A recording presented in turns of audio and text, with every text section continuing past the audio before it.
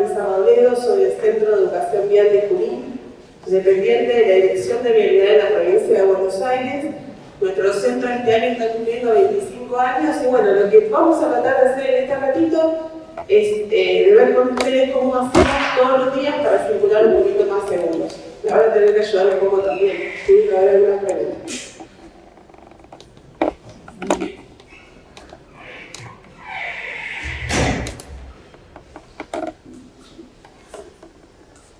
Cuando hablamos siempre de accidentes de tránsito, de siniestros, ¿sí? Empezamos a confundir las palabras o a cambiar de término. Lo importante es que podamos mencionar que podemos evitarlo, ¿sí? Por eso hoy usamos la palabra siniestro.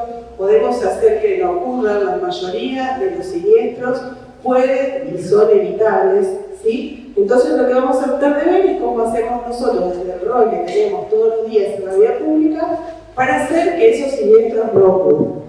Tenemos que saber que para poder hablar, para poder prevenir, tengo que tener el concepto de siniestro. Si yo estoy hablando de un accidente, de algo que ocurre al azar, no puedo prevenirlo, ¿sí? Cuando hablamos de siniestro, podemos hablar de prevención. Lo primero que tenemos que hablar es de los costos que tienen estos siniestros en vidas humanas. Por ejemplo, en Luchemos por la Vida, tuvimos en el año 2024, hablamos de la cifra de Luchemos por la Vida porque podemos ver distintas informaciones, pero bueno, tomamos esta como referencia. Se calcula que 5.908 personas murieron en siniestros. Y generalmente lo multiplica por 3 para sacar la cantidad de gente herida, ¿sí? En siniestro. No solamente el siniestro le ocurre a la persona que no lo sufre, a la familia, también tiene otro tipo de costos. Esos costos son, por ejemplo, los sanitarios, los costos que requieren la atención de esa persona que sufrió el siniestro, los costos de la rehabilitación, ¿sí?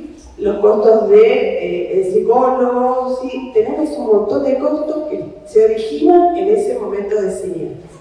Los costos económicos, como sabemos que son para la persona, para el camino, para las señales, ¿sí? Para el Estado, y la pérdida de productividad que va a tener esa persona, ¿sí? Los años que esa persona perdió, o por fallecimiento, o en el caso de tener una discapacidad.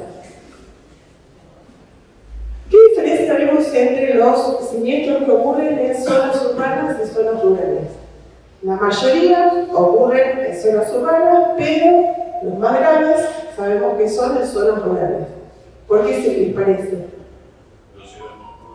Nosotros dentro de las zonas rurales lo que más sufrimos es el exceso de velocidad. Eso es lo que origina que esos accidentes sean fatales. Si nosotros tenemos que echarle la culpa a alguien de por qué ocurren esos siniestros, tenemos que saber primero que uno de los responsables es el Estado, ¿sí? El Estado tiene que ofrecernos vías de comunicación que además de confortables, sean seguras. ¿Qué tiene que hacer el Estado? Hacer ciudades accesibles. ¿A qué nos referimos con accesibles? Que cualquier persona que quiere movilizarse de un lugar a otro tenga la misma garantía que otra para poder hacerlo. Todos podamos hacerlo, movilizarnos de la misma manera, no importa la condición. Nosotros en un momento teníamos un diseño de ciudades que estaba referido a ¿para qué se diseñaba la ciudad del municipio? El varón, adulto, trabajador. ¿Sí? Imagínense toda la cantidad de gente que queda afuera. Hoy hablamos de usuarios vulnerables, ¿sí? ¿Para quiénes tienen que ser accesibles además esas ciudades? Para los abuelos, para los chicos, para las personas que tienen una discapacidad, ¿sí? Para que cualquier persona entonces pueda desplazarse de un lugar a otro de manera segura. ¿Cuál es mi rol dentro del tránsito? Cuando hablamos nosotros con los chicos, bueno, siempre tratamos el rol de peatón, de pasajero, conductor de bici. En el caso nuestro ya somos conductores de vehículos, ¿sí? ¿Qué es lo que tenemos que tener en cuenta al salir a esa vía pública como conductores o como peatones, pasajeros? Que tenemos que respetar una ley de tránsito que es la que nos dice cuáles son las reglas para poder circular, ¿sí? Sabemos que dentro de esta ley de tránsito existe la señalización vial. Esa señalización vial lo que hace es, lo que tenemos que tratar es de mantenerla en condiciones para que el camino me pueda decir con qué me voy a encontrar. ¿Sí? Con algo peligroso, con un llamado de atención, con un lugar. Esas señales están hechas de una manera simple para que yo, con solo verlas, ya sepa qué es lo que me quieren decir. Aunque yo no sepa el nombre de la señal, al verla, yo ya tengo que interpretar el significado. Si las podemos clasificar, las podemos clasificar por ubicación, ¿sí? Las horizontales, las verticales, las aéreas, y dentro de las verticales están por su finalidad, ¿sí? Como sabemos todos, reglamentarias, preventivas, transitorias, ¿sí? Si yo les muestro estas a ustedes, decíamos hoy que tiene que ser un lenguaje fácil, que yo interprete, hay algunas que me pueden llegar a hacer dudar. Por ejemplo, la que tenemos del lado derecho, la de... ¿Cuál sería la que está del lado de allá? La que está más al lado derecho. Puesto de control, y la de este lado, control. ¿Sí? ¿Qué diferencia hay entre estas dos? Prohibido estacionar y prohibido detenerse. La diferencia entre estacionar y detenerme.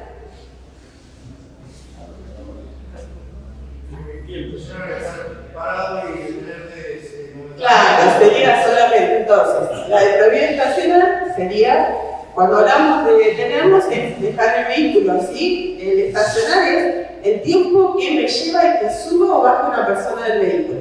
¿Sí? En el caso de prohibido estacionar, yo en ese lugar puedo frenar a que alguien baje o suba al vehículo. ¿Sí? En la otra no, en ese lugar siempre tiene que estar libre. Estas a veces las confundimos y hasta en algunos lugares están puestas mal, en algunas rutas. Por ejemplo, de este lado, del lado izquierdo, nosotros tenemos esta de este lado, que lo que me dice es que por dónde, si yo quiero pasar a esa señal, ¿por qué lugar tengo que pasarla? ¿Por qué lado? Si miramos las de este lado, fíjense, la de este lado de acá, la que está más a la izquierda, es un panel de prevención de un objeto fijo. ¿Por qué lugar lo paso? Por cualquiera de los dos. ¿Sí? Eso está en el medio. Fíjense que yo lo tengo que pasar esa señal por el lugar por donde cae la línea. ¿Sí? Entonces, si yo voy a pasarla de este lado, lo que tengo que hacer es puedo pasarla por cualquiera de los dos lados. En el caso de la otra, por el único lugar que yo la puedo pasar es por el lado de la izquierda. Presten atención cuando vayan por algunas rutas que vemos que están mal colocadas. ¿Sí? Acuérdense entonces que el lugar por donde yo paso esa señal es siempre para el lugar donde cae la línea. ¿Sí? Aquellos son los paneles de prevención. ¿Por qué tienen una, dos líneas, tres? 100 metros, 200, 300. ¿Sí? Hasta llegar a lo que me quieren enseñar. Esta para estos días nos va a servir mucho, que fíjense, cuando vamos en la ruta, lo que vamos a ver es que cuando vemos un solo signo, la velocidad que tenemos que llevar es la de 40 km por hora, y en el caso de ver los dos signos, de 60. Cuando hablamos de conducción segura, sí, ya no hablamos de conducción a la defensiva, no tenemos que defendernos de nadie, solamente circular seguro para nosotros y para los demás. Hablamos sobre la velocidad. La velocidad es la que yo tengo que mantener dentro de las reglas, ¿sí? Para que yo pueda maniobrar el vehículo en el caso de un imprevisto. Tenemos las velocidades máximas, como sabemos, y mínimas en todas las vías que circulamos. Cuando hablo de exceso de velocidad, hay algo que yo tengo que saber. En conducir, por ejemplo, lo que llamamos acostumbramiento o ceguera de la velocidad, cuando conducimos mucho tiempo a cierta velocidad, tenemos una falsa percepción de la velocidad que llevamos. ¿Sí? ¿Qué quiere decir esto? Una persona que conduce mucho tiempo a 120 km por hora, llega un momento en el que le parece que va despacio. ¿Sí? Fíjense, ustedes cuando van a cierta velocidad, que cambian, ¿sí? Para entrar a una ciudad o para un lugar donde vemos una zona semiurbana, vamos a ver que en ese lugar nosotros ahí nos damos cuenta en realidad la velocidad que llevamos. El exceso de velocidad lo que hace es aumentar, ¿sí? A medida que aumento la velocidad, aumento la detención, el tiempo de detención. Ese tiempo de detención está compuesto por un tiempo de reacción, que es el tiempo en el que yo vi el objeto que se cruzó y presioné el freno del vehículo, y un tiempo que es el tiempo de la distancia de frenado, que es la que vemos en color azul. Desde que yo presioné el freno hasta que ese auto terminó de frenar. En esta publicidad veíamos algo de lo que nos pasa, ¿sí? Las diferencias del exceso de velocidad. Sabemos que toda esta energía que lleva ese vehículo en movimiento lo que hace es destrucción. Cuando ese vehículo choca, ¿sí? Lo que va a hacer mucho más intenso en el caso de un exceso de velocidad. Otra de las características de la velocidad es que nos hace perder visión lateral, lo que llamamos efecto de túnel. Se va perdiendo, fíjense que la parte que nosotros vemos naranja es la información que vemos, pero la vemos difusa, ¿sí? Por ejemplo, a 40 km por hora tenemos una visión de 100 grados.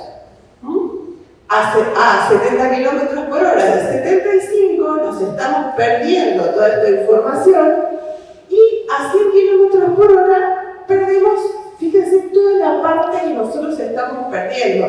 Cualquier bicicleta que pueda pasar, alguien que quiera cruzar, alguien que esté circulando, lo vemos pero nublado, ¿sí? No lo vemos con precisión.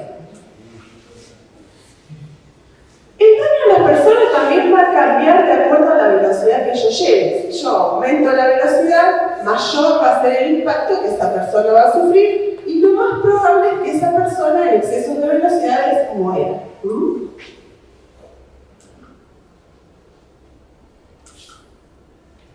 ¿De qué manera me voy a cuidar yo? ¿De qué manera voy a cuidar a los que llevo? ¿Sí? En una moto, en el auto. Sabemos que en la moto lo más importante es el uso del casco. Ese casco, ¿qué va a hacer? Va a disipar el golpe, va a hacer que ningún objeto punzante pueda empezar en la cabeza de la persona, va a hacer que no se muevan los órganos dentro de la cabeza, ¿sí? Lo que yo tengo que ver es que ese casco tiene una fecha de vencimiento. Generalmente los cascos duran 5 años, lo tenemos que ver adentro, ¿sí? Ese casco lo tenemos que cuidar de los golpes. El material por el que está construido dentro, que tiene esas burbujas de aire, cuando sufre un accidente muy fuerte, aunque afuera no nos demos cuenta, lo que se está dañando es la parte de adentro del casco, no nos vuelve a proteger. Y algo que a veces no sabemos es que los cascos no se pintan.